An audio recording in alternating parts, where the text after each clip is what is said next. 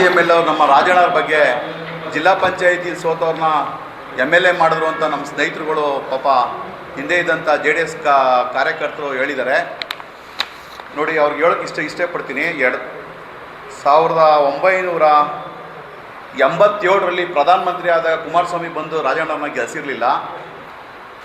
ಆದರೆ 95ರಲ್ಲೂ ಸುಧಾ ಅವರು ತಾಲೂಕ್ ಪಂಚಾಯತಿ ಮೆಂಬರ್ ಆದಾಗ ಕುಮಾರಸ್ವಾಮಿ ಅವ್ರು ಬಂದಿರಲಿಲ್ಲ. ಪ್ರಧಾನರಾಗಿದ್ದಾಗ 87ರಲ್ಲಿ. ಆದರೆ ಇವತ್ತು ಪಾಪ ನಮ್ಮ ಸ್ನೇಹಿತರುಗಳಿಗೆ ಸುಮಾರು ಜನಕ್ಕೆ ಅವ್ರು ಹುಟ್ಟಿರಲೇ ಇಲ್ವೇನೋ, ಅವ್ರು ರಾಜಕಾರಣಕ್ಕೆ ಬಂದಾಗ ಅವ್ರ ಹಿಂದೆನೇ ಬುಲೆಟ್ ಗಾಡೀಲಿ ಓಡಾಡೋರು ಪ್ರಧಾನರಾಗಿದ್ದಾಗ ಅವ್ರ ನಡೆ ನುಡಿ ಅದನ್ನು ತಿಳ್ಕೊಂಡು ಮಾತಾಡಬೇಕು. ನಾವು ಬಾಯಿಗೆ ಬಂದಾಗ ಮಾತಾಡೋದು ನಮಗೂ ಬರ್ತದೆ. ನಾವು ಆದರೂ ಮಾತಾಡೋದು ಬೇಡ ಅಂತ ನಮ್ಮ ಹಿರಿಯರು ಹೇಳಿದ್ದಾರೆ. ನಮಗೂ ಪೌರುಷ ರೋಷ ಎಲ್ಲನೂ ಐತೆ.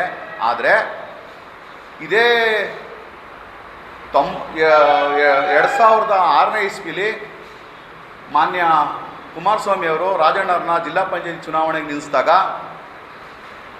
ಮಧ್ಯರಾತ್ರಿಯಲ್ಲಿ ಬಂದು ಚುನಾವಣೆಗೆ 11 ಗಂಟೆಯಲ್ಲಿ ಬಂದು ಚುನಾವಣೆಗೆ ಕ್ಯಾನ್ವಾಸ್ಗೆ ಹೋಗಿ ಬಂದು ಕರೀದಾಗ ಇಷ್ಟೊತ್ತಲ್ಲೇನು ಹೋಗಬೇಕು ಅಂತಂದಾಗ ಒಂದು 30 ಜನ ಇದ್ದವ್ರಲ್ಲಿ ನಾನು ಹೇಳ್ದಾಗ ಬರಲಿಲ್ಲ ಅಂತಂತ ಮಾನ್ಯ ಕುಮಾರಸ್ವಾಮಿ ಅವರು ಹೋಗಿ ಸೋಲ್ಸೋಗಿ ಅಂತಂತ ಅನ್ನೋ ಕಾರಣ ಅದೇ.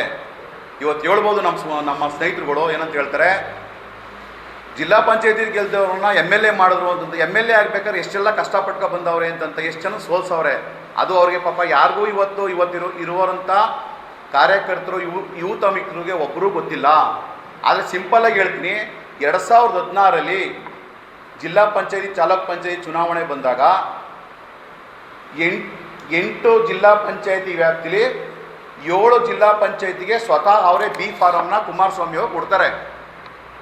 ಕೈಲಂಚ ಜಿಲ್ಲಾ ಪಂಚಾಯತಿ ಮತ್ತು ತಾಲೂಕ್ ಪಂಚಾಯತಿನ ಕೊಟ್ಟಿರಲಿಲ್ಲ. ಅವ್ರಿಗೆ ಯಾರು ಕೊಡಬೇಕು ಅಂತ ಗೊಂದಲ ಬಂದಾಗ ಕುಮಾರಸ್ವಾಮಿಯವರು ರಾಜಣ್ಣವರು ಮುನ್ಸ್ಕೊಂಡಿರ್ತಾರೆ 1 ವರ್ಷಗಳ ಕಾಲ. ಆನಂತರ ಅವ್ರು B ಫಾರಮ್ನ ರಾಜಣ್ಣ ನೀವೇ ಕೊಟ್ಬಿಡಿ ಅಂತ ಕೊಟ್ಟು ಕಳಿಸ್ದಾಗೆ ಗೊಂದಲ ಸೃಷ್ಟಿಯಾಗುತ್ತೆ. ಗೊಂದಲ ಸೃಷ್ಟಿಯಾದಾಗ ಅವ್ರಿಗೆ ಬೇಕಾದಂಥ ಕ್ಯಾಂಡಿಡೇಟ್ಗಳಿಗೆ ರಾಜಣ್ಣವರು ಕೊಡ್ತಾರೆ. ಕವಣಾಪುರ ಶಿವಲಿಂಗಯ್ಯನವ್ರನ್ನ ಎಲೆಕ್ಷನ್ ನಿಲ್ಲಿಸ್ತಾರೆ, ಭದ್ರಯ್ಯನವ್ರು ನಿಲ್ಲಿಸ್ತಾರೆ, JP ರಾಜು ಎಂಟಿ ನಿಲ್ಲಿಸ್ತಾರೆ, ಲಕ್ಷ್ಮೀಕಾಂತ ನಿಲ್ಲಿಸ್ತಾರೆ, ರಾಜು ಅಂತ ಬನ್ನಿಕುಪ್ಪೇಶದಲ್ಲಿ ನಿಲ್ಲಿಸ್ತಾರೆ. ನೋಡಿ, ಕುಮಾರಸ್ವಾಮಿ ಅವರು ಇವತ್ತು ಪಾಪ ನಮ್ಮ ಸ್ನೇಹಿತರುಗಳೆಲ್ಲ ಮಾತಾಡ್ಬೋದು. ಪ್ರಾಮಾಣಿಕವ್ರಿಗೆ ಎಲ್ಲರೂ ಗೊತ್ತು, 2016ರಲ್ಲಿ ನಡೆದಂಥ ಚುನಾವಣೆ ಬೇರೆ ಎಲ್ಲ. ಪಾಪ ಅವ್ರಿಗೆ ಹಿಂದೂ ಇತಿಹಾಸ ಗೊತ್ತಿಲ್ಲ. ಮುಂದೂ ಹೇಳ್ತಾ ಇರೋದು ನಾನು, ಕುಮಾರಸ್ವಾಮಿ ಅವ್ರಿಗೆ ಆ ಬಾರ್ಡ್ರು ಮುದ್ವಾಡಿ ಇರ್ಬೋದು, ಇಲ್ಲಿ ದೊಡ್ಡನಹಳ್ಳಿ ಇರ್ಬೋದು, ಈ ಕಡೆ ಒಂದಾರ್ಗುಪ್ಪೆ ಇರ್ಬೋದು, 8 ಕ್ಷೇತ್ರಕ್ಕೆ ಹೋಗಿ ಕುಮಾರಸ್ವಾಮಿ ಅವರು ಕ್ಯಾನ್ವಾಸ್ ಮಾಡ್ತಾರೆ, ಹಣ ಕೊಡ್ತಾರೆ.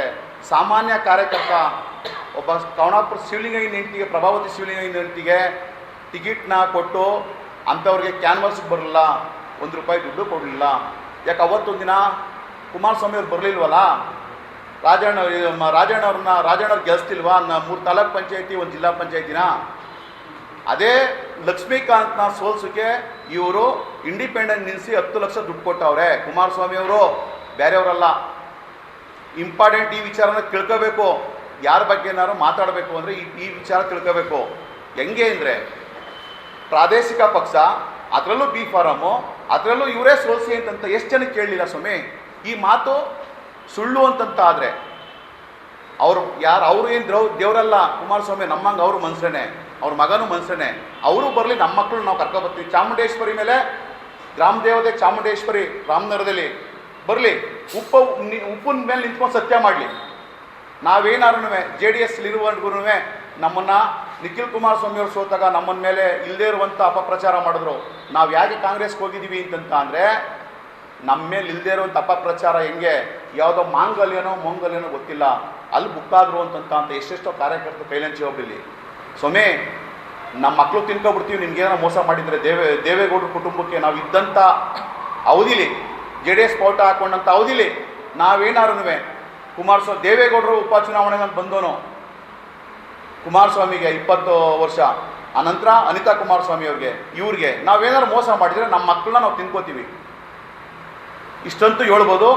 ನಮಗೂ ಅನ್ಯಾಯ ಆಗದೆ, ನಮ್ಮನ್ನು ಮಾಡಿದ್ದೀವಿ ಅಂತ ಯಾರು ಬೇಕಾದ್ರೂ ಹೇಳ್ಬೋದು. ಏನೋ ರಾಜಣ್ಣರು ಹಿಂಗೆಲ್ಲ ಎಲ್ಲಿ ಸಂಪಾದನೆ ಮಾಡಿದ್ರು?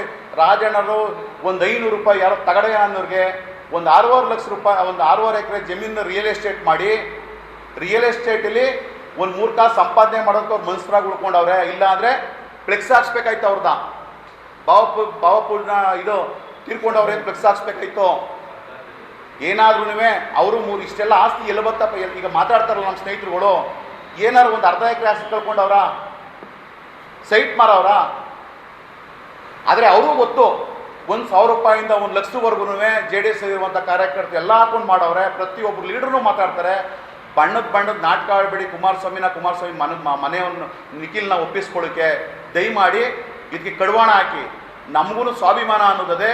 ನಾವು ನಮ್ಮ ಹಿನ್ನೆಲೆ ರಾಜಣ್ಣರ ಹಿನ್ನೆಲೆ, ನಮ್ಮ ಹಿನ್ನೆಲೆ. ಈಗ ಮಾತಾಡಿದಂಥ ಅಶ್ವಥ್ ಅವರು ಊನಕ್ಕೆ ಅವ್ರು ಏನಾದ್ರು ತೀರೋಗ್ಬಿಟ್ರೆ ಊನಕ್ಕೊಂದು ಕುಂಟೆ ಆಸ್ತಿ ಇಲ್ಲ, ಬೇಕಾದ್ರೆ ಹುಡಿಕೊಂಡ್ರು, ಬೇಕಾದ್ರೆ ಪೇಪರ್ ತಗೊಬನ್ನಿ.